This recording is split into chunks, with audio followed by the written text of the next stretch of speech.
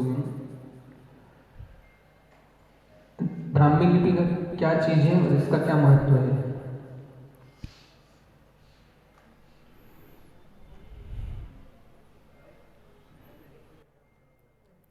ब्राह्मी लिपि देश की प्राचीनतम लिपि। कहते हैं आदि ब्रह्मा प्रथम तीर्थंकर ऋषभदेव ने अपनी ब्राह्मी नाम की बेटी के माध्यम से इस लिपि का आविष्कार किया था। उसके माध्यम से इस तरह के अक्षरों की संयोजना की थी और सुंदरी के माध्यम से शून्य का गणित का आविष्कार किया था। ये बहुत प्राचीन लिपि है। कई लोग इसे सरस्वती से भी जोड़ते हैं, इसे ब्रह्मा से भी जोड़ते हैं, इसे ब्रह्म देश से भी जोड़ते हैं, लेकिन है एक प्राचीनतम देश की लिपि। भगवती सूत्र के मंगलाचरण में नमो बंभी लिविये कह के ब्राह्मी लिपि को नमस्कार किया है। और जैन आगम के प्रज्ञापना सूत्र में 18 लिपियों में ब्राह्मी लिपि का नाम आया है। व्याख्या प्रज्ञप्ति में भी ब्राह्मी लिपि का नाम आया है और बौद्ध साहित्य में भी। मतलब देश की प्राचीनतम लिपि है और जितने सारे प्राचीनतम श्रेष्ठतम शिलालेख उपलब्ध हैं वो सब लेख ब्राह्मी लिपि में हैं।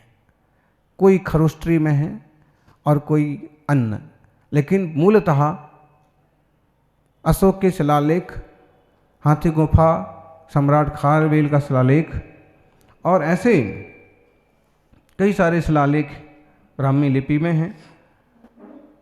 लोहगढ़वाड़ी का शिलालेख, बड़ली का शिलालेख जो आपके अजमेर के पास एक छोटा सा गांव, वहाँ एक शिलालेख मिला जिस पर महावीर संबत 84 लिखा। फिर साहोगीर, दिल्ली टोपरा अभिलेख, हाथी गुम्फा शिलालेख, मंगलुम कर्नाटक तमिलनाडु का शिलालेख, मथुरा कंकाली टीला से मिली हुई कई मूर्तियाँ दिगंबर प्रतिमाओं पर लिखा हुआ ब्राह्मी में शिलालेख, मथुरा में कई आयाक पट्ट मिले, पट्टिकाएँ मिली, उनके शिलालेख ब्राह्मी लिपि में हैं। समनार मलाई तमिलनाडु, वहाँ पर भी ब्राह्मी लिपि का शिलालेख है। सित्तनवासल अभी भी बहुत सुंदर बड़ा अतिशय दिगंबर जैन क्षेत्र है, वहाँ भी ब्राह्मी लिपि के अभिलेख हैं। पाले की गुफाएं, वहाँ भी ब्राह्मी लिपि के अभिलेख हैं और ये बहुत ही प्राचीन और महत्वपूर्ण लिपि है। नए संसद भवन में भी वहाँ पर पुरातत्व की चीज़ें रखी गई, तो एक जैन प्रतिमा भी रखी गई और ब्राह्मी लिपि के शिलालेख भी उस प्रतिमाओं के सन्निकट ही हैं जो प्राचीनतम शिलालेख हैं। तो कोई हिस्सा केंद्र सरकार में पहुंचा और वहाँ रखा हुआ है। ब्राह्मी लिपि ताम्रपत्र पर लिखी हुई भी मिलती है। प्राचीनतम सिंधु घाटी की सभ्यता की खुदाई में जो मृद भांड मिले हैं, मिट्टी के बर्तन, उस पर भी ब्राह्मी लिपि है। और चंद्रगुप्त मौर्य और उनसे पहले वाले कई शासकों ने, उनके बाद कुछ शासकों ने ब्राह्मी लिपि के सिक्के जो हैं उस पर रुपए पैसे लिखे हैं, तो वह भी ब्राह्मी लिपि में लिखे हैं। मतलब है कि जब तक यह देवनागरी लिपि का ये स्वरूप सामने नहीं आया तब तक ब्राह्मी का ही प्रयोग हुआ और ब्राह्मी लिपि से विकसित होते हुए कन्नड़, गुजराती, फिर देवनागरी, शारदा, गुरुमुखी और बहुत सारी लिपियां बनी। तो देश की ये प्राचीनतम लिपि है। शिलालेखों को समझना है तो इस लिपि को समझना ही होगा। हम तो ऐसा कहेंगे कि जर्मन, फ्रेंच नहीं, प्राकृत भाषा ब्राह्मी लिपि सही। इसका अभ्यास होना चाहिए क्योंकि इसको सीखने के कई लाभ हैं। तीर्थंकर भगवान की लिपि है ये, और प्राकृत भाषा से और ब्राह्मी लिपि से हम प्राचीन शिलालेखों का अभ्यास कर सकते हैं। इस तरह की लिपि और भाषा सीखने से सुसंस्कार और संस्कृति के प्रति समर्पण पैदा होता है। ये इस लिपि का ही जबरदस्त प्रभाव है कि जब इसके अक्षरों का अभ्यास करते हैं तो ज्ञान का क्षयोपम बढ़ता है। तीर्थंकर ऋषभदेव ने जो अक्षर प्रयोग किए, उसके बाद तीर्थंकरों ने, श्री रामकृष्ण वगैरह महापुरुषों ने, निश्चित रूप से वो इतना प्रभावशाली है उसका अक्षरांकन भी कि अगर उसके अक्षर लिखते तो एनर्जी पावर बढ़ता है, बुद्धि बढ़ती है। घर में कहीं इसका नमोकार मंत्र लिखा हुआ लगाएं तो नेगेटिव ऊर्जा खत्म हो जाती है, वास्तु दोषों में कमी हो जाती है। और एकदम प्राइवेसी की सुरक्षा, प्राइवेट लेख लिखना है और आप दो लोग जानते हैं तो ब्राह्मी लिपि में आपस में लिख लो, पढ़ लो, किसी तीसरे को कुछ पता ही नहीं पड़ेगा। तो यह प्राचीनतम पुरातत्व की पहचान है और इसके बड़े बड़े सुंदर शिलालेख उपलब्ध हैं। आज भी इस संघ में और कुछ विद्वानों में इसका अभ्यास हो रहा है। गिरनार के जंगलों में भी संघ को इसका अभ्यास कराया और बहुत ही अच्छा यह प्रज्ञा बढ़ाने वाला प्रयोग है। तो बच्चों को भी इंग्लिश, जर्मन, फ्रेंच, दूसरी लिपियां, देवनागरी, इसके साथ ब्राह्मी लिपि का थोड़ा प्रयोग जरूर सिखाना चाहिए। पाठशालाओं में इसका प्रयोग जरूर होना चाहिए। अभी हाल में आर्य का सुदृढ़ सुस्वरमती माता जी ने दिल्ली में इस पर एक बहुत बढ़िया प्रयोग किया कि आज तक तो कैलेंडर, दिनदर्शिका और भाषाओं में उपलब्ध होती थी, लेकिन पहली बार ब्राह्मी लिपि दिनदर्शिका ब्राह्मी लिपि में उपलब्ध होगी। ब्राह्मी लिपि के मुगल अक्षर होंगे, बड़े अक्षर होंगे, इंग्लिश में, हिंदी में छोटे अक्षर होंगे। इससे वो कैलेंडर सबके काम आएगा, मंदिरों में लगेगा। और बाहुबली स्वामी चक्रवर्ती भरत, जिनके नाम से इस देश का नाम भारत पड़ा, उनकी बहनें थीं ब्राह्मी सुंदरी, तो उनके प्रति भी अहोभाव पैदा होगा। निश्चित रूप से इस तरह की प्रवृत्तियाँ होते रहना चाहिए। संघ में अनेक साधक भी इस तरह से लिखते हैं, अनुवाद करते हैं। ऐसी प्रवृत्तियाँ समाज में भी चलें। प्राचीनतम प्राकृत भाषा, जिसे राष्ट्रीय शास्त्रीय भाषा भी घोषित किया गया है, और ब्राह्मी लिपि, इसे प्रयोग की भाषा बनाएं, यही मंगल भावना। और इसकी प्राथमिक पाठशाला वाली पुस्तक संघ में भी उपलब्ध है, साधुओं को भी ज्ञान है। ओम नमस्ते भगवान। देखिए, ब्राह्मी लिपि की एक पुस्तक तो ये है, ये पूरा प्राथमिक पहाड़ा टाइप का है। और फिर एक लेख तो ब्राह्मी के बहुत मिलते थे, लेकिन ब्राह्मी के रूप में एक किताब भी लिखी गई। प्राकृत भाषा का भी प्रयोग है और संस्कृत भाषा का भी प्रयोग है। ओम नमस्ते भगवान। विश्वास जैन, विनायक नगर, मध्य प्रदेश।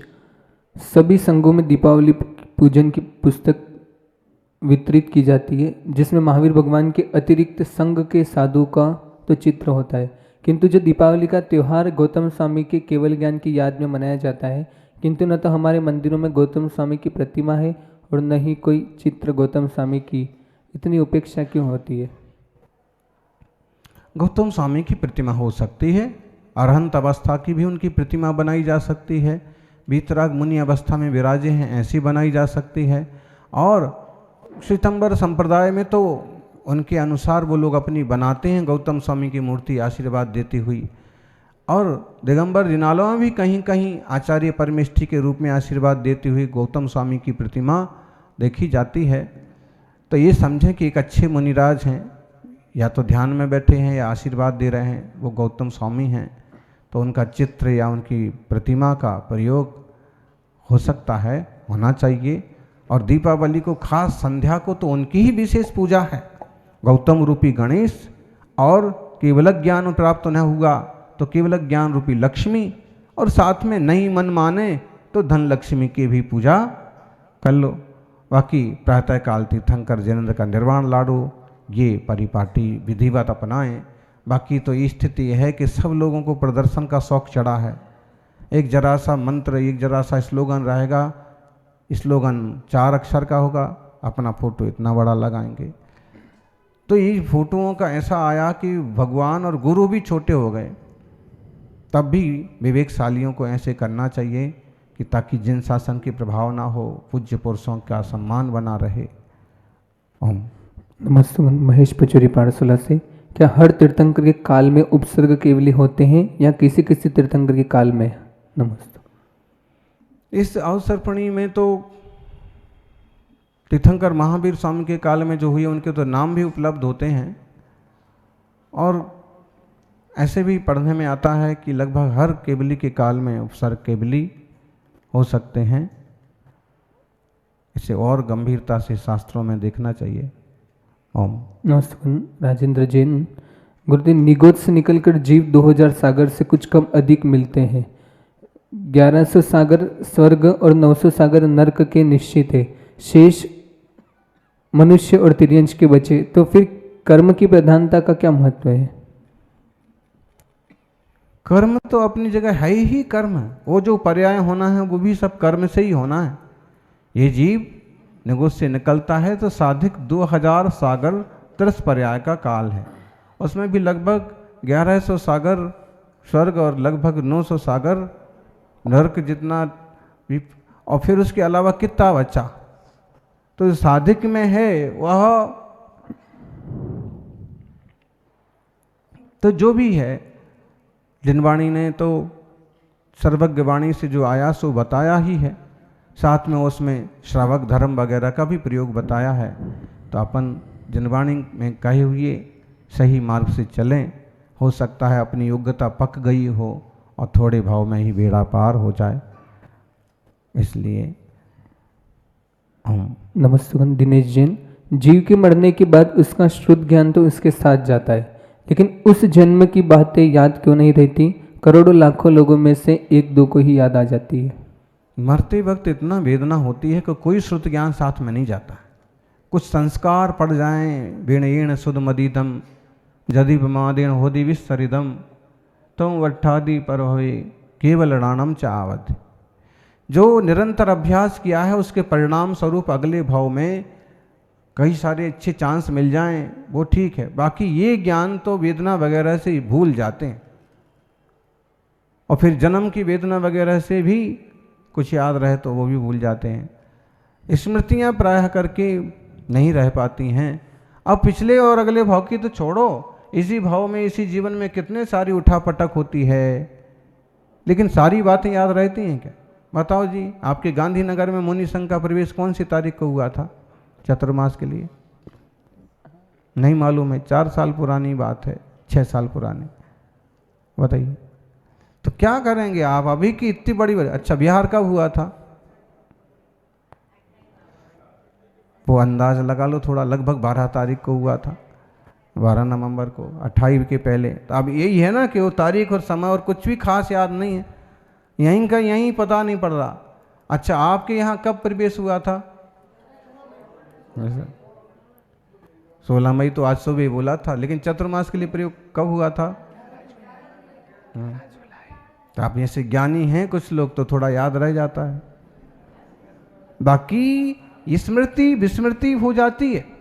फिर भी अभ्यास करते रहें। अच्छा, ओम। नमस्ते भगवान। पुनर्जन्म होता है, कर्म उदय से पर्याय मिलती है, यह आजकल के युवा को साइंटिफिक रूप से कैसे समझाए? ये तो बहुत आसानी से समझ में आ रहा है।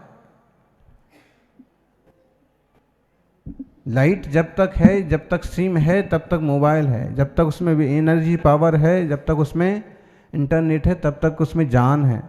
जैसे बिना जान के, बिना एनर्जी के मोबाइल नहीं चलता है, ऐसे एक शक्ति है जो बिना, जो चेतना है उसके बिना शरीर भी नहीं चलता। यहाँ शरीर छूटा तो उसने जैसे आश्रवबंध किए वैसे नया शरीर मिलता है, नव जन्म होता है, पुनर्जन्म होता है।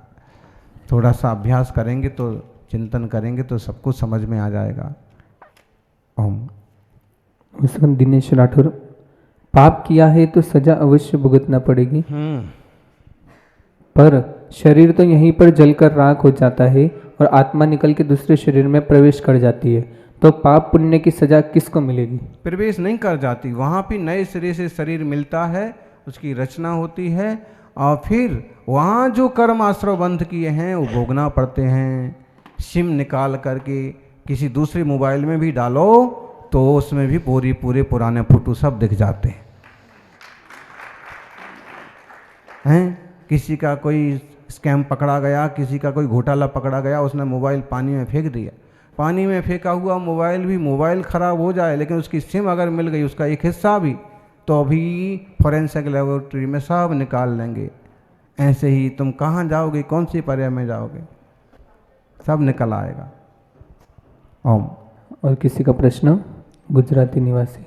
नमोस्तु गुरुदेव। आज सुबह के उद्बोधन में अशोक भाई साहब ने एक बहुत बढ़िया भावना व्यक्त करी थी कि 2025 का चातुर्मास आपका किशनगढ़ में हो, क्योंकि गुरुदेव ये 5 महीने तो कैसे निकल गए किसी को कुछ पता ही नहीं चला, और सब पंचकल्याणक संपन्न करके आपके कदम वापस किशनगढ़ की ओर बढ़े। हमारे यहाँ के भामाशाह ने तो पूरी भावना व्यक्त करी है, अब हमारी समाजजनों की भी सबकी ये भावना है कि आपका 2025 का ऐतिहासिक चातुर्मास जो भी 24 का हुआ है उससे भी ज़्यादा भव्य तरीके से हम 2025 का संपन्न करें। उसके लिए हमको क्या करना है? नमोस्तु गुरुदेव, नमोस्तु गुरुदेव, नमोस्तु गुरुदेव। अच्छी भावना है, शुरू तो होने दो, साल फिर विचार करेंगे। नमोस्तु आचार्य श्री। स्त्रियां व्रत लेती हैं तो उनके व्रत के चिन्ह स्वरूप जो यज्ञोपवीत धारण की जाती है वो स्त्रियां क्यों नहीं धारण करती? शास्त्रों का, संस्कृतियों का अपना जो एक रूप है वो उसी रूप में चलता है। जैसे पुरुष और उनके शरीर के योग्य है यज्ञोपवीत, तो जिनसेन स्वामी वगैरह कुछ आचार्यों ने कहा भी कि इसे आप धारण करिए, रत्नत्रय का चिन्ह है, ये होना चाहिए, ये अष्टमूल गुण पालन करने वालों को लेना चाहिए। ही सदग्रस्त के तन पर यज्ञोपवीत होना चाहिए। चक्रवर्ती भी सोने का यज्ञोपवीत धारण करता था। ऐसे बहुत सारे प्रयोग और मंत्र वगैरह भी तो पुरुषों को धारण करना चाहिए, लेकिन स्त्री शक्ति मातृवर्ग के लिए उसका निषेध है।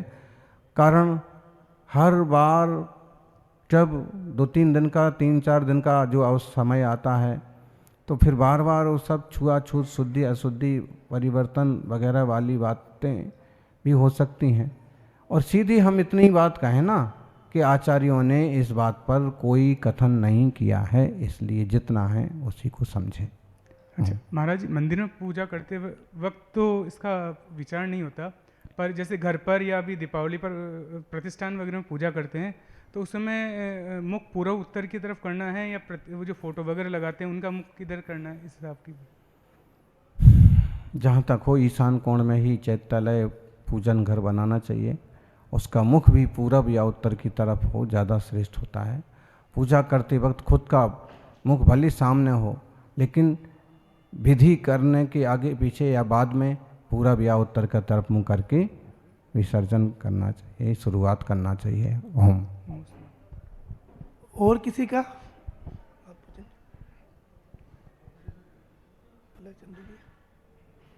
पूछो, हाथ जोड़ के मना कर रहे, कोई तुमको भोजन के लिए थोड़ी लेके जा रहे हो।